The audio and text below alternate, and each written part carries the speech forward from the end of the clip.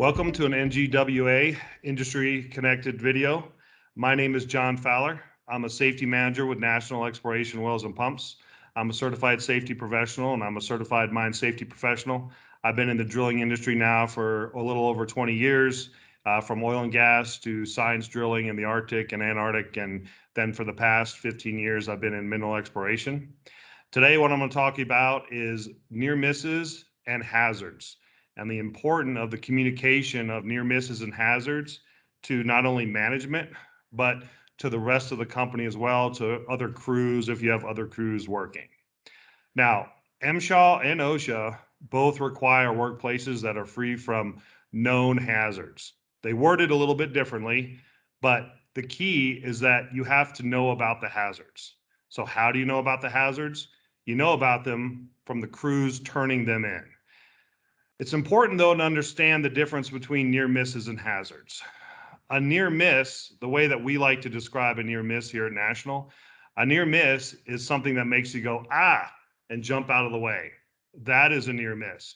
A hazard is something like a rock in the walkway, or maybe a truck that's parked without the parking brake set, depending on your policies. But that is a hazard. It's very important to understand the difference. Both of them are important. Both of them need to be communicated. But obviously, near misses is usually treated a little bit with a higher emphasis than near misses. And the reason is because a near miss is something where someone had to jump out of the way. So, for example, wire lines breaking, perhaps something structural failed and came and fell down. That is all near misses, and that definitely should be communicated throughout the company. As far as hazards go, it's really good to get the crews looking for hazards out in the field. A lot of the hazards aren't really going to be things that you can do things about a lot of times, because I know at National we get a lot of hazards that say rocks on the walkway and various things like that. And it's not that those are not important. It's just that there's not a lot management can do about them at the time. However, the important part of that is that you have crews out there that are looking around and they're looking for that hazards. And that's the most important thing, is that when near misses happen, we want to know about them so that we can do something about them. And you really want the crews out there looking for hazards so that they have a workplace that's free from known dangers. Now, when they find a near miss or a hazard, there's different ways of the crews turning these into management. Obviously, they can verbally say something.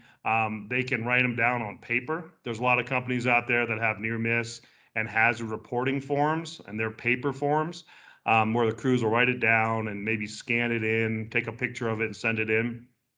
But nowadays, there are also a lot of apps out there.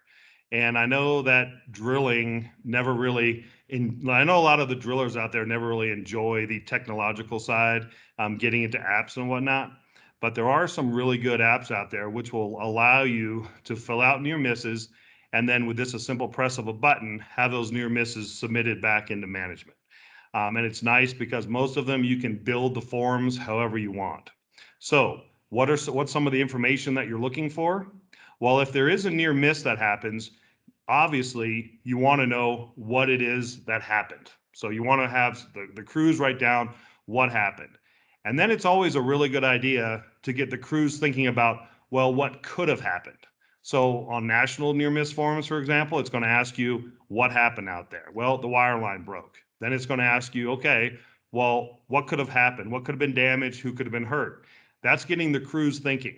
And it's really important to do that because usually they're the ones who are on that equipment day in and day out. And you can get some outstanding suggestions from crews, from guys in the field. Sometimes a near miss comes in and perhaps you look at it and say, you know what, that's probably not that big a deal. But you read the comments from the guys in the field about what could have happened, and it really makes you stand back and say, whoa, that definitely was a near miss. So you want to have the crews fill out, okay, what happened? For example, the winch line broke.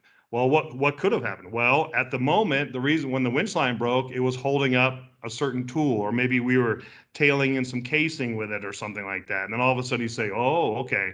So it broke under stress. We've had some wire rope in the past just break without any real stress on it at all, and it turned out it was a manufacturing issue. So that's the kind of information you can get.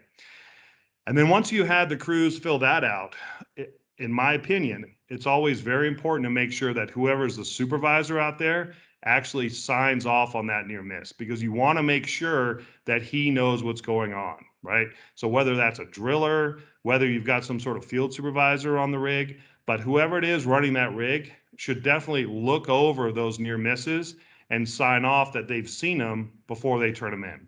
Because if you're turning in near misses and the supervisor doesn't know what's going on, that's just setting him up for failure, and he's not going to be very happy about that. Same thing really goes for hazards too. Like in our forums at National, the crews can choose it's either a near miss or a hazard. So there's training involved there. Like I talked about, what's a near miss, what's a hazard. But same thing goes with the hazards. Now, a lot of them, like I said, are things like rocks in the walkway. However, there have been some really, really good hazards that are turned in where we as management really stepped back and said, wow, we really need to go fix that. So it is so important to have a culture out there of guys in the field who are inspecting their workplaces and they're turning these in. Now, I will tell you, if you start punishing people or disciplining people based on near misses turned in, as you guys can imagine, you're going to have no near misses turned in or no hazards. In other words, if a crew turns in a near miss and then it turns into like a witch hunt where you're looking and trying to blame the crews for that, that will in 2 seconds stop all near misses from coming in. So it's very important that when near misses come in, that you show the crews that yes, you are looking at them, you're reading them, and that whenever possible, you are doing things to mitigate the hazard. But at the same time, in my opinion, do not ever start going on the negative side, because as soon as you start going on the negative side, you will see all your near misses and hazards just kind of dry up. So it's really important how you handle them when they come in. I know a lot of companies have calls and they will go through, and these are the bigger companies, of course. I know a lot of you out there don't have multiple rigs, but a lot of companies will get together once every couple weeks and they'll go through and look at the near misses. So someone in the company goes through and looks at them, which I also think is extremely important. The crews will know if you're not paying attention to your near misses and hazards. So it's very important that somebody, in my opinion, out there is actually going through these and looking at them and then pulling out the ones that really need to be dealt with and then having some sort of meeting talk. It doesn't need to be some big official thing, but if the crews realize that you're not paying attention to what they're saying, what they're sending in, then they will pretty quickly either stop sending it in or just send in stuff just to send it in. So it's really, there's definitely a lot of tact when it comes to near misses and hazards. I've seen a lot of companies that require a certain amount to be sent in, a quota.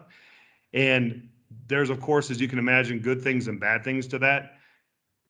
It's important to kind of emphasize how important it is by putting a number saying, look, we really need some near misses. We really want you guys to send in some near misses and hazards. But if you get into too much of a quota mindset, you're just going to have the crews in the field just turning in stuff just to turn it in. So it's a very tricky thing. A lot of companies out there are dealing with this. And really what it all boils down to, in my opinion, is a culture, working with the guys. If you make it clear that when they turn in something, that you will at least consider it, if not act on it, that's going to make them much, much more likely to turn things in. So make sure that if a good one comes in, you recognize the person. I know a lot of companies, what they do is they'll have some sort of drawing. This is what we do, where when near misses come in, your name goes into a hat and then you get a gift card, Amazon or Walmart, something like that. So we're rewarding guys for turning it in. So you want to make sure that you're paying attention to them. You want to make sure that you're recognizing the good ones, giving good feedback to the guys in the crew, and do not punish people for them, because as soon as you punish people for that, bad things are going to happen. But it's sort of like a self-fulfilling thing, I guess, where it kind of builds off each other. In other words, it takes a good culture for people to turn in near misses, and near misses, people turning near misses creates a good culture. So the more of that you can get going, the better off your crews are going to be.